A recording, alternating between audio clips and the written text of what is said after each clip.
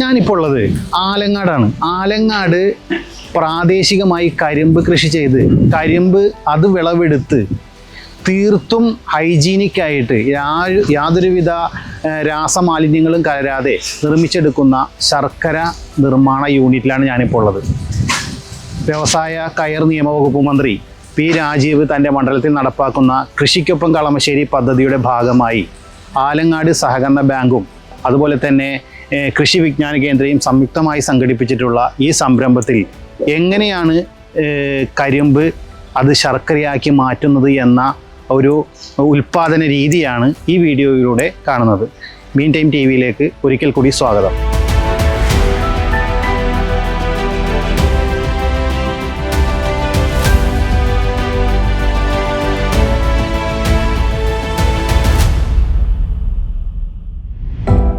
നമസ്കാരം. ഇത് അരുൺകാന്ത്, ഇവിടുത്തെ ഈ ഫാക്ടറിയുടെ മേൽനോട്ടക്കാരനാണ്. നടത്തിപ്പുകാർ ബാങ്കാണ്. ഇതിന്റെ മേൽനോട്ടം വഹിക്കുന്നത് അരുൺകാന്തും പ്രക്ഷോഭാണ്. എത്ര ആളായി തുടങ്ങിയിട്ട്? ഇപ്പൊ നമ്മള് വർക്ക് ചെയ്തിട്ട് 1.5 കൊല്ലമായി സ്റ്റാർട്ട് ചെയ്തിട്ട്. ബ്രാൻഡ് ഒഫീഷ്യൽ ഇനാഗുറേഷൻ നടന്നിട്ട് 6 months ആയിട്ടുള്ളൂ. അപ്പോ ആലങ്ങാട് തന്നെ ഉണ്ടാക്കുന്ന ശർക്കരയിൽ നിന്ന് ഉത്പാദിപ്പിക്കാൻ വേണ്ടിയിട്ടാണ് നമ്മൾ ഈ പ്ലാന്റ് സ്റ്റാർട്ട് ചെയ്തത്. ഇതിന്റെ ടെക്നോളജി സപ്പോർട്ട് ചെയ്യുന്നത് KVK എന്ന് പറഞ്ഞ കൃഷി വിജ്ഞാന കേന്ദ്ര, അവരുടെ സപ്പോർട്ടോടുകൂടിയാണ് ടെക്നോളജി സപ്പോർട്ട്. അതുപോലെ തന്നെ നമ്മൾ ആലങ്ങാട് പ്രദേശത്തിനകത്ത് ഒരു 15ഓളം ഏക്കറിൽ ബാങ്ക് തന്നെ കൃഷി ചെയ്തിട്ടുണ്ട്. കരിമ്പ് കൃഷി രണ്ടാമത് റീസ്റ്റാർട്ട് ചെയ്തിട്ടുണ്ട്. കഴിഞ്ഞ 40 വർഷം മുമ്പേ ആലങ്ങാട് പൊതുവെ പരിശോധിച്ച് കഴിഞ്ഞാൽ കരിമ്പ് എല്ലാ വീടുകളിലും ഉണ്ടായിരുന്നു. കരിമ്പ് കൃഷിയായിരുന്നു ആലങ്ങാടിലെ മെയിൻ കൃഷി. ആലങ്ങാടൻ കരിമ്പിന് ഇപ്പൊ നമ്മുടെ നാട്ടില് മണ്ണിന്റെ പ്രത്യേകത കൊണ്ടും അതിന്റെ ഒരു മധുരം എന്ന് പറഞ്ഞു കഴിഞ്ഞാൽ ഒരു അതിമധുരവും ആലങ്ങാട് വിളയുന്ന കരിമ്പിനുണ്ടാകുന്ന മധുരം ഇതിൽ നിന്നാണ് നമ്മുടെ ആലങ്ങാട് ശർക്കരക്ക് ഒരു അതിമധുരം എന്ന് പറഞ്ഞുള്ള സംഭവം ഉള്ളത്. ഈ ആലങ്ങാട് എന്നുള്ള പേര് തന്നെ വരാനുള്ള കാരണം ഈ കരിമ്പാണ്. കാരണം ഈ കരിമ്പ് നാട്ടിൽ മുഴുവൻ ഒരു ഭൂരിഭാഗം കരിമ്പ് കൃഷിയായിരുന്നു. അപ്പൊ അത് പ്രോസസ് ചെയ്യാനുള്ള ആലകള് ഇന്നാണ് ആലങ്ങാട് എന്നുള്ള പേര് തന്നെ വന്നു ചേർന്നിട്ടുള്ളത്. അപ്പൊ നമ്മുടെ ചരിത്രയുടെ അത്രയും പ്രധാനപ്പെട്ട ഒരു കൃഷിയാണ് കരിമ്പ് കൃഷി. അപ്പോൾ അതിനെ പുനരുജ്ജീവിപ്പിക്കുക, പുതിയ തലമുറക്ക് അത് ആസ്വദിക്കാവുന്ന രീതിയിലേക്ക് നല്ല തനിമയുള്ള നാടൻ ശർക്കര, അതായത് കെമിക്കൽസ് ഒന്നും ചേർക്കാത്ത തനതായ രീതിയിൽ ഉണ്ടാക്കിയെടുക്കുന്ന ശർക്കര നൽകണം എന്നുള്ളൊരു ആഗ്രഹവും ഇതിന്റെ പുറകിലുണ്ട്. ഈ കർഷകർക്ക് ഇതൊക്കെ കൊടുക്കുന്നത് ബാങ്ക് തന്നെയാണ്. നിലവില് വിത്തും വളവും കൊടുക്കുന്നത് ബാങ്ക് സപ്പോർട്ട് ചെയ്തിട്ടാണ് ബാങ്ക് കൊടുക്കുന്നുണ്ട് അല്ലേ? ഇപ്പൊ എത്ര ഏക്കർ? 15 ഏക്കറല്ല കൃഷി ചെയ്യുന്നത്. പിന്നെ ഇത് കൂടാതെ ഇപ്പൊ കരിമ്പ് നിങ്ങൾ എവിടെ നിന്ന് കൊണ്ടുവന്നെ? പുറത്തുനിന്ന് ഇല്ല, തികയാണ്ട് വരുന്നുണ്ടെങ്കിൽ ഇല്ല, നമ്മൾ പരമാവധി നാട്ടിൽ നിന്ന് തന്നെ. അതുകൊണ്ടാണ് നമുക്ക് എപ്പോഴും പ്രൊഡക്ഷൻ ഉണ്ടാവില്ല. നമുക്ക് കരിമ്പ് ഹാർവെസ്റ്റ് ചെയ്ത് കഴിഞ്ഞ് വെട്ടി വരുന്ന മുറക്കാണ് നമുക്ക് പ്രൊഡക്ഷൻ. ഒരു കരിമ്പിന്റെ എത്രയാണ് വളർന്ന് പ്രായമാവാനായിട്ട്? എത്ര ഒരു തൈ നമ്മൾ നട്ട് കഴിഞ്ഞ് കഴിഞ്ഞാൽ ആദ്യ വർഷം വിളവെടുക്കാൻ പറ്റും. ആ തൈയിൽ നിന്ന് തന്നെ നമുക്ക് 3 തവണ വിളവെടുക്കാൻ പറ്റും. എത്ര മാസമാണ് അതിന്റെ പ്രായം? വിളവെടുപ്പിന് 10 മാസത്തിന് ശേഷം നമ്മൾ നോക്കിയിട്ടാണ് വിളവെടുക്കുന്നത്. 1 വർഷമാണ് കാലാവധി വരുന്നത്. പിന്നെ ഇതിന്റെ ഈ പാക്കറ്റൊക്കെ വിപണനം എങ്ങനെയാണ്? വിപണനം നമ്മളിപ്പോ ബേസിക്കലി നമ്മളിപ്പോ ഞാൻ പറഞ്ഞല്ലോ, നമ്മുടെ ഇനാഗുറേഷൻ കഴിഞ്ഞിട്ട് ഒരു 6 മാസം ആയിട്ടുള്ളൂ. അപ്പൊ 6 മാസത്തിൽ നമ്മൾ വിവിധ എക്സ്പോകളിൽ ഇത് പ്രദർശിപ്പിച്ച് വിൽപ്പന നടത്തിയിട്ടുണ്ട്. കൂടാതെ നമ്മൾ ലോക്കൽ മാർക്കറ്റിൽ നമ്മൾ അവൈലബിൾ ആയിട്ടുള്ള സ്റ്റോക്കുകൾ സപ്ലൈ ചെയ്യുന്നുണ്ട്. ബാങ്ക് തന്നെയാണ് സപ്ലൈ ചെയ്യുന്നത്. കരിമ്പ് കറക്റ്റ് ആയിട്ട് കിട്ടി തുടങ്ങാത്തതിന്റെ പേരില് നമുക്കത് കാരണം എല്ലായിടത്തേക്കും സപ്ലൈ ചെയ്യാൻ പറ്റുള്ളൂ. ഓർഡറുകൾ വന്നുണ്ട്, പക്ഷെ നമുക്കത് മീറ്റ് ചെയ്യാൻ വേണ്ടി കഴിയില്ല. നമ്മളിപ്പോ ഉദ്ദേശിക്കുന്ന വെച്ചൊരു 2-3 കൊല്ലം എടുത്തിട്ട് ഓരോ മാസം കരിമ്പ് വെട്ടിയെടുക്കാവുന്ന രീതിയിൽ പ്ലാൻ ചെയ്ത് വരാൻ വേണ്ടി ഉദ്ദേശിച്ചു. അപ്പൊ നമുക്ക് എല്ലാ മാസവും പ്രൊഡക്ഷൻ ഉണ്ടാവും. അങ്ങനെ വരുമ്പോൾ നമുക്കത് മീറ്റ് ചെയ്ത് പോകാൻ വേണ്ടി കഴിയും. പിന്നെ ഇവിടുത്തെ കരിമ്പിന്റെ ഏറ്റവും പ്രധാനപ്പെട്ട പ്രത്യേകത എന്ന് പറഞ്ഞു കഴിഞ്ഞാൽ നമ്മുടെ കേരളത്തിൽ പൊതുവെ അറിയപ്പെടുന്ന പേരുള്ള കരിമ്പ് എന്ന് പറഞ്ഞു കഴിഞ്ഞാൽ ഇന്ന് തിരുവനന്തപുരം ജാഗിരി, പിന്നെ ആലങ്ങാടൻ, പിന്നെ മറയൂരി, ഇത് 3ആണ് പ്രധാനപ്പെട്ടത്. ഇത് തന്നെ ഈ ഇവിടുത്തെ കരിമ്പ് കഴിച്ചാൽ അത് പണ്ട് ആയുർവേദത്തിലടക്കം ഉപയോഗിച്ചിരുന്നത് ആലങ്ങാട് എന്നുള്ള കരിമ്പിന്റെ അത് വെച്ച് ഉപയോഗിച്ചുള്ള ശർക്കരയാണ് നമ്മുടെ ആയുർവേദത്തിലടക്കം പണ്ട് ഉപയോഗിച്ചുകൊണ്ടിരുന്നത്. അത്തരത്തിലൊരു പ്രത്യേകതയുണ്ട്. കാരണം ഈ ആലുവ പുഴ, പെരിയാറിന്റെ തീരത്ത് വരുന്ന ഈ എക്കലൊക്കെ അടിഞ്ഞ് വെള്ളപ്പൊക്കത്തിൽ വെള്ളം കയറി ഇറങ്ങുന്ന പാടശേഖരിൽ നിന്ന് വളരുന്ന കരിമ്പിന് അതിൻ്റെതായ ഒരു ഔഷധ ഗുണമുണ്ടെന്നാണ് പറയപ്പെടുന്നത്. അത് മാത്രമല്ല, മറ്റുള്ള കരിമ്പിൽ നമ്മൾ നോക്കുമ്പോൾ ഉപ്പിന്റെ അംശം കുറവായിരിക്കും, ടേസ്റ്റ് കുറവായിരിക്കും നമുക്ക്. അപ്പൊ അതാണ് അതിന്റെ ഒരു പ്രത്യേകത ആയിട്ടുള്ളത്. ഉദയൻ ചേട്ടാ ഒന്ന്, ഇതാണ് ഉദയൻ ചേട്ടൻ. ചേർത്തനാട് സ്വദേശിയാണ്. ആലങ്ങാടാണ് പ്രദേശം. ഉദയൻ ചേട്ടനാണ് ഇപ്പോൾ കരിമ്പ് നിർമ്മാണശാലയിൽ പ്രധാനമായിട്ടും നമ്മളെ ശർക്കര ഉൽപാദനത്തിന്റെ മേൽനോട്ടം വഹിക്കുന്ന ആള്, എക്സ്പെർട്ട്. ഉദയൻ ചേട്ടൻ കാര്യങ്ങളൊക്കെ നിങ്ങൾക്ക് വിശദീകരിച്ചു. ആലങ്ങാട് നട്ടുപിടിപ്പിച്ച കരിമ്പ് ആണ് ഇവിടെ ഈ ഫാക്ടറിയിൽ നമ്മൾ ഉൽപ്പാദിക്കുന്നത്. അത് ഇവിടെ യൂസ് അടിക്കാനുള്ള മെഷീനാണത്. ആ മെഷീൻ ഓൺ ചെയ്യണം. ചെയ്ത് കഴിഞ്ഞിട്ട് കരിമ്പ് ഇങ്ങനെ വെച്ച് കൊടുത്ത് കഴിയുമ്പോൾ അതിനകത്ത് ആ കരിമ്പ് ജ്യൂസ് പാത്രത്തിലൂടെ ഒന്ന് വീഴും.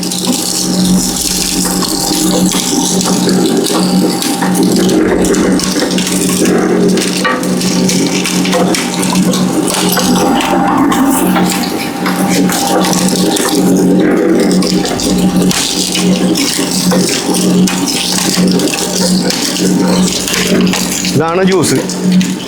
ഈ ജ്യൂസാണ് അടിച്ച് നമ്മൾ ആ ചെമ്പിലോട്ട് കൊണ്ടുപോയി ഒഴിക്കുന്നത്. ആ ചെമ്പിൽ കൊണ്ട് ഒഴിച്ച് കഴിഞ്ഞതിന് ശേഷമാണ് നമ്മൾ ആ ചെളി നമ്മൾ വെട്ടിയെടുക്കുന്നത്. ആ ചെളി ഇതിൻ്റെ അഴുക്കുകൾ കംപ്ലീറ്റ് ഇങ്ങനെ തിളച്ച് പൊങ്ങി വരുമ്പോൾ നമ്മൾ വെട്ടിയെടുക്കുകയാണ്. അങ്ങനെയാണ് ഇതിനാണ് ജ്യൂസ് അടിക്കുന്നത്. ജ്യൂസിൽ ഒരു 200 ചില കിലോ ജ്യൂസ് അടിച്ചാണ് ഒരു ട്രിപ്പ് നമ്മൾ ശരിയാക്കിക്കൊണ്ടിരിക്കുന്നത്.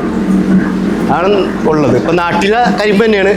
നമ്മുടെ നാട്ടിലെ കൃഷിക്കാരുണ്ട്. അവർ 2-3 ഏക്കർ 3 ഏക്കർ ഒക്കെ വെച്ച് പിടിപ്പിച്ചിട്ടുണ്ട്. അത് വെട്ടിക്കൊണ്ടാണ് നമ്മളിവിടെ ഉൽപ്പാദിക്കുന്നത്. അല്ല പുറത്തുനിന്ന് മറ്റൊന്നും കൊണ്ടൊന്നല്ല നമ്മൾ ചെയ്യുന്നത്.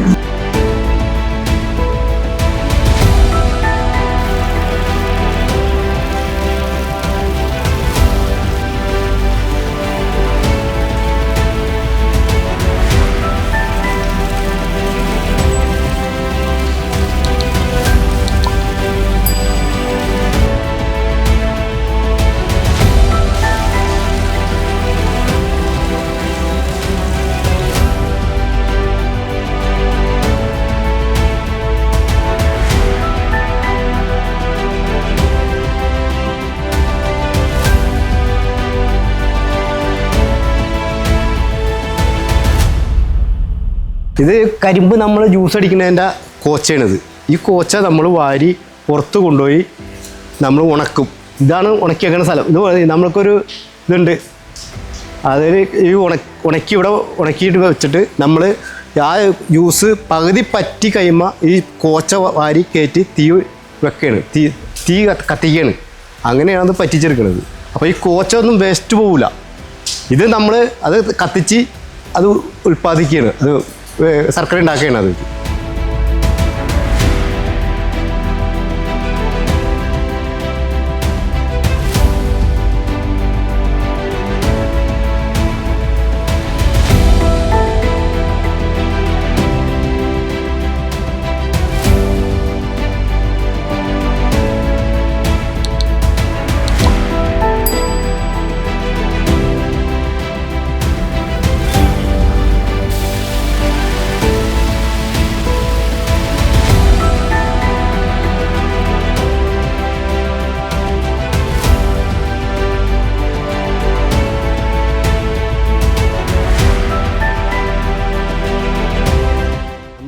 കരിമ്പൻ ജ്യൂസ് മിഷ്യത്തിലടിച്ച് ആ ജ്യൂസ് കൊണ്ടുവന്ന് ഈ ചെമ്പിലോട്ട് ഒഴിക്കും. ചെമ്പിന് തീ പിടിപ്പിച്ചിട്ടാണ് ഈ ജ്യൂസ് ഒഴിക്കുന്നത്.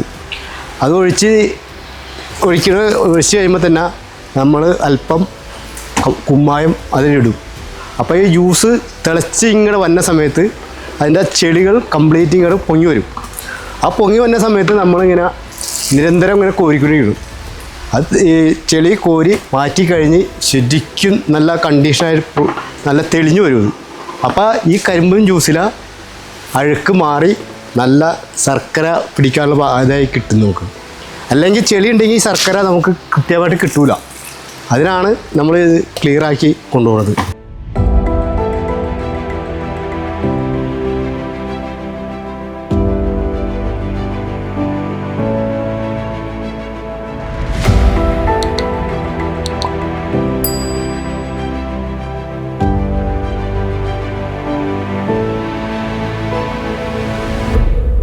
അതിൽ ജ്യൂസാക്കി എടുക്കുന്ന കരിമ്പിൻ ജ്യൂസ് ഇതിലിട്ട് 3 മണിക്കൂറോളം തുടർച്ചയായി തീയിൽ തിളപ്പിച്ച് വറ്റിക്കും. വെള്ളം വറ്റിച്ച് വെള്ളത്തിന് അംശം മുഴുവൻ വറ്റിക്കും. അതിനിടക്കാണ് നേരത്തെ കണ്ടതുപോലെ കുമ്മായം പൊടി തൂവി അതിൽ നിന്ന് അഴുക്കുകളൊക്കെ എടുത്ത് കളഞ്ഞ് നല്ല തെളിഞ്ഞ കരിമ്പിൻ ജ്യൂസ് വറ്റിച്ചെടുത്ത് തിളച്ച് 3 മണിക്കൂറോളം കഴിയുമ്പോൾ ഇത് ശരിക്കും കുറുകി വറ്റും. ഈ കുറുകി വറ്റിയ കരിമ്പിൻ്റെ ജ്യൂസാണ് ഈ വാർപ്പോട് കൂടി കൊണ്ടുവന്ന് ഈ മരത്തിൻ്റെ പാത്തിയിൽ ഒഴിക്കും. മരത്തിൻ്റെ പാത്തിയിൽ ദ്രാവക രൂപത്തിലുള്ള ഇതാണ് ഒഴിക്കുന്നത്. അത് ഈ മരത്തിൻ്റെ ചട്ടകം പോലുള്ള ഇത് വെച്ച് ഒരു അരമണിക്കൂറോളം ഇളക്കുമ്പോഴാണ് ഇത് കട്ടിയാവും. ഈ രൂപത്തിൽ കട്ടിയാവും. ഇതൊരു 85 ഡിഗ്രി ചൂട് അവശേഷിക്കുന്ന സമയത്താണ് ഇതുപോലെ ഉരുട്ടി തീർക്കുന്നത്. ഉരുട്ടുന്നത് ചൂടാറിക്കഴിഞ്ഞ് കഴിഞ്ഞാൽ ഇതുപോലെ സെറ്റാവില്ല. അതുകൊണ്ടാണ് ചൂടാറുന്നതിന് മുമ്പ് എല്ലാവരും കൂടി ഇരുന്ന് പെട്ടെന്ന് ഉരുട്ടി ഈ രൂപത്തിലാക്കുന്നത്. ഇത് തന്നെ ശർക്കര ഈ കട്ടിയുള്ള രൂപത്തിലല്ലാണ്ട് പൊടി രൂപത്തിലുള്ള ശർക്കര പൊടിയുണ്ട്. അത് ഇതേപോലെ ഇളക്കി പൊടിച്ച് എടുക്കുന്ന ഇതാണ്. ചൂടാറുമ്പോൾ സ്വാഭാവികമായിട്ട് പൊടിയായി മാറുന്ന ഒരു പ്രോസസ്സിംഗ് ആണ്.